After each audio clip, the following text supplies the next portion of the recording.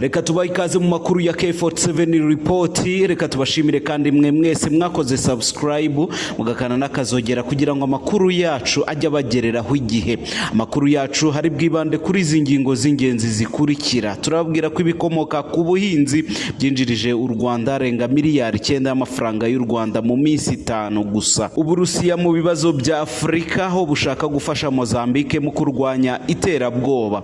Ashton Hall, Ashton Small na Ashton India bamwe mu banyeganyeje imihanda ya Kigali mu rukerera rwo kuri uyu wa gatanu. K47 report, bringing news so fast, updates, talking entertainment that lasts, educate, inform, we keep it real. K47 report, K47 report. Reka tubahe ikaze mu makuru arambuye. Amakuru yacu reka tuyahere ku bikomoka ku buhinzi byinjirije u Rwanda arenga miliyari 9 y'amafaranga y'u Rwanda mu minsi 5 gusa.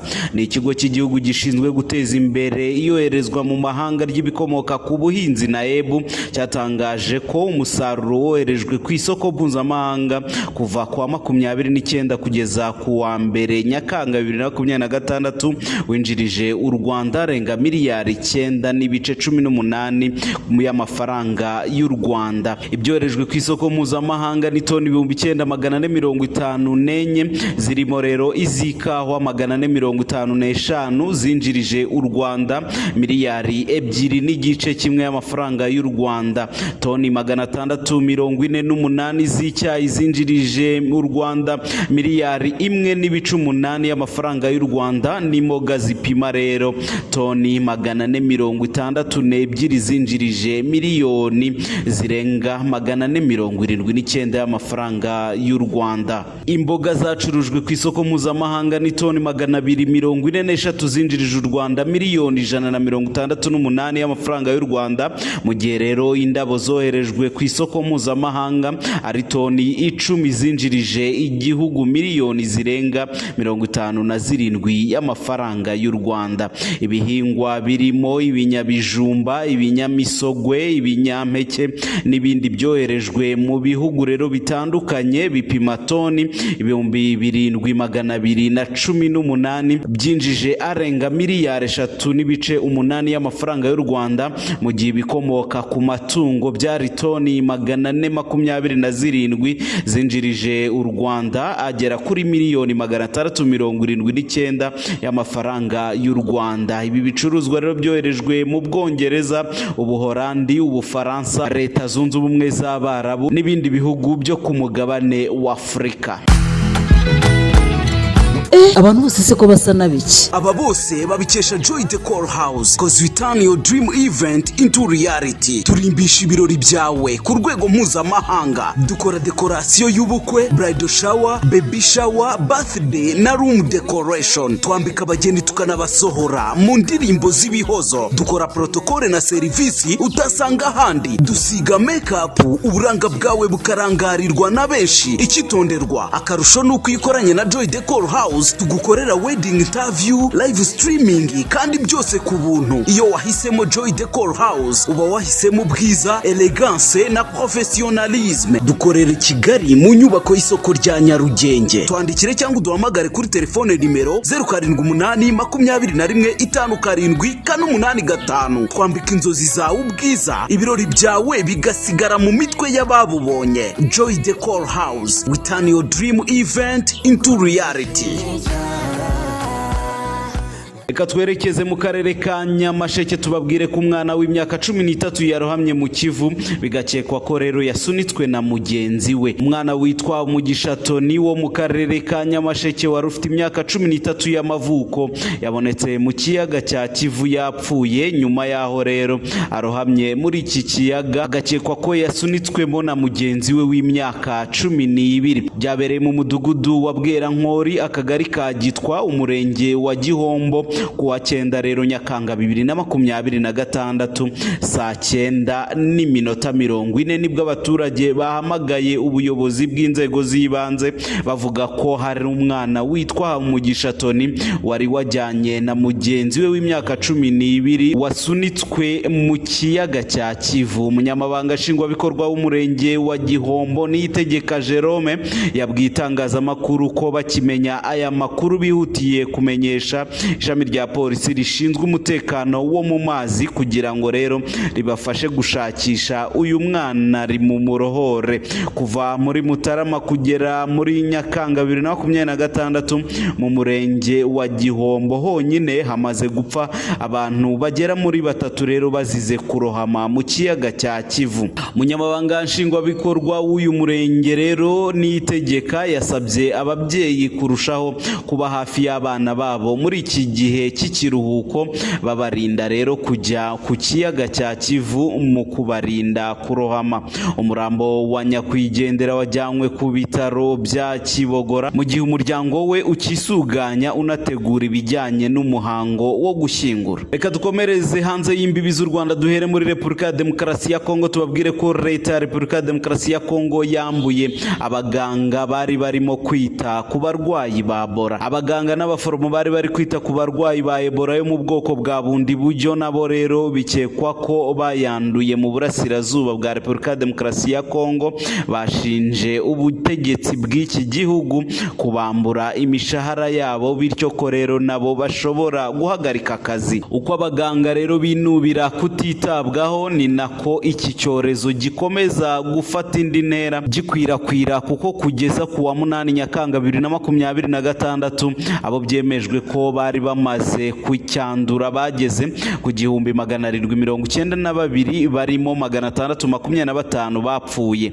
Aba baganga rero bakorera mu ntara ya Ituri yugarijwe cyane na Ebola bavuga ko kuva tariki ya 15 Gicurasi ubwo iki cyorezo cyatangazwaga bwa mbere muri iki gihugu batigeze rero bahembwa. Umuganga umwe yavuze ko kudahembwa rero biri gushyira imiryango yabo mu bukene bukabije, kuko kubaho mu buzima yifuza bidashoboka rero mu gihe nta mafaranga bafite. Dr Beni Bakure yatangaje ko mu mpera za Gicurasi yarusimbutse ubwo urubyiruko rwari rwarakaye rwamuteraga hamwe na bagenzi be ubwo bakurikiranaga abahuye n'uburwayi bwa Ebola yo mu bwoko bwa bundi buryo muri teritwari ya Jugu.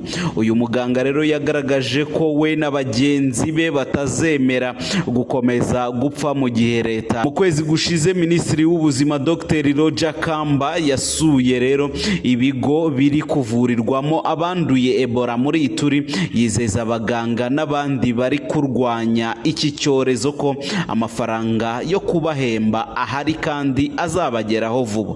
Dr Anne Ansia uhagarariye ishami ry'umuryango w'abibumbye rishinzwe ubuzima OMS yagaragaje ko rero uruhurirane rw'ibibazo birimo umutekano muke n'ibikoresho bidahagije ruri gutuma iki cyorezo gikomeza gukwirakwira mu gihugu hose.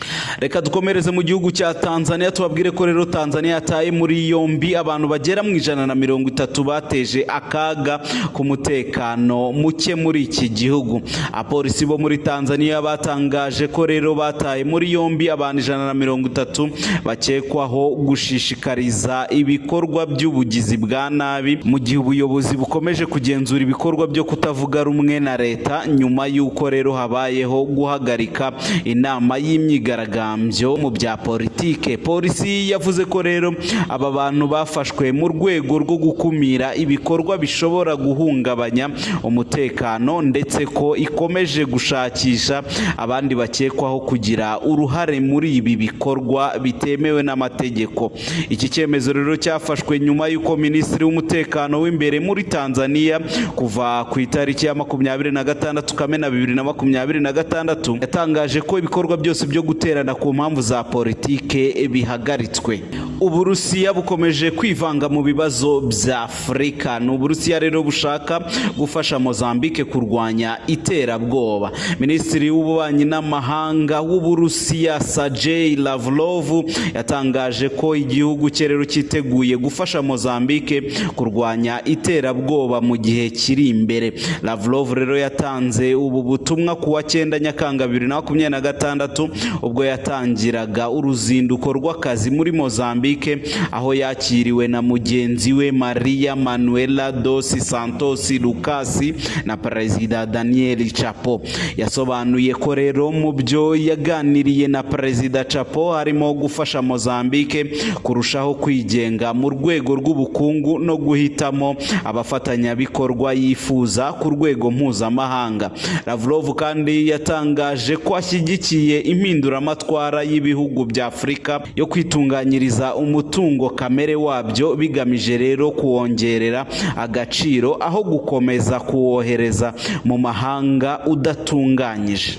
Minisitiri Lavrov yasobanuye ko we na Perezida Chapo baganiriye no ku bufatanye mu kurwanya iterabwoba bushobora kubaho rero mu gihe kiri imbere. Agaragaza ko Uburusiya bufite ubwo bushake. Ikitaramenyekanye rero ni niba Uburusiya buteganya kohereza abasirikare muri Mozambique, abakorera rero mu mitwe ya gisirikare yigenga y'i Moscow, cyangwa se niba bazatanga ibikoresho byakwifashishwa mu kurwanya iri terabwoba. Reka amakuru yacu tuyakomereze mu myidagaduro. Ashton Hall, Ashton Small, Ashton India ni bamwe rero mu banyeganyeje imihanda ya Kigali, aho abanyakigali bacitse ururondogoro. Gikandagiza ikirenge Kigali, Ashton Hall yashimye rero Kagarara wamumenyesheje u Rwanda. Ni saa 8 z'igicuku cyo kuri uyu wa gatanu rero nibwo umunyamerika Ashton Hall India, Ashton Hall na Ashton Small uzwi nka Kagarara bageze mu Rwanda bavuye muri Benin, aho bari bamaze iminsi mu rugendo ruzenguruka rero ibihugu bitandukanye bya Afurika. Nubwo bari bahageze mu masaha y'ijoro, abanyamakuru n'abakunzi babo bari benshi ku kibuga mpuzamahanga cy'indege cya Kigali i Kanombe, aho bari baje rero kubakira. Akigera i Kigali, Ashton Hall yavuze ko yishimiye gusura u Rwanda, igihugu kivukamo inshuti ye Ashton Small uzwi rero cyane nka Kagarara. Abajijwe niba yari asanzwe azi u Rwanda mbere yo guhura na Kagarara, yavuze ko avugishije ukuri mbere atarazi u Rwanda ari Ashton Small watumye arumenya. Uyu musore kandi rero yasabye abanyarwanda gukomeza kwizera inzozi zabo no kudacika intege, kabone niyo haba hari abazibona nk'izidakwiye. Ashton Hall yanagaragaje ko rero yishimiye uko Ashton Small akomeje kwiyongera cyane mu mubare w'abamukurikira ku mbuga nkoranyambaga, by'umwihariko kuri Instagram. Yasabye abanyarwanda bose kumukurikira kugira ngo rero ibikorwa bye bikomeze kugera kuri benshi. Kuwa 16 Kanama 2026 nibwo Ashton Small Kagarara yasangije rero abamukurikira amashusho atumiramo Ashton Hall gusura u Rwanda no kwibonera rero impano zidasanzwe z'abanyarwanda bafite ubumuga. Mu rugendo rwabo ruzenguruka Afurika, u Rwanda rubaye igihugu rero gikurikiye Ghana, Cameroon, Nigeria na Benin bagezemo. Mu minsi ya mbere Ashton Hall na bagenzi be bategerejwe rero gusura ahantu hatandukanye mu mujyi wa Kigali, banasure rero urugo rwa Kagarara ndetse banitabire ibikorwa bitandukanye byateguwe muri uru ruzinduko. Aha niho dusoreje amakuru twe twabateguriye kuri K47 Report. Mukomeze mukore subscribe, kwagure umuryango w'abakunda amakuru. Ciao ciao.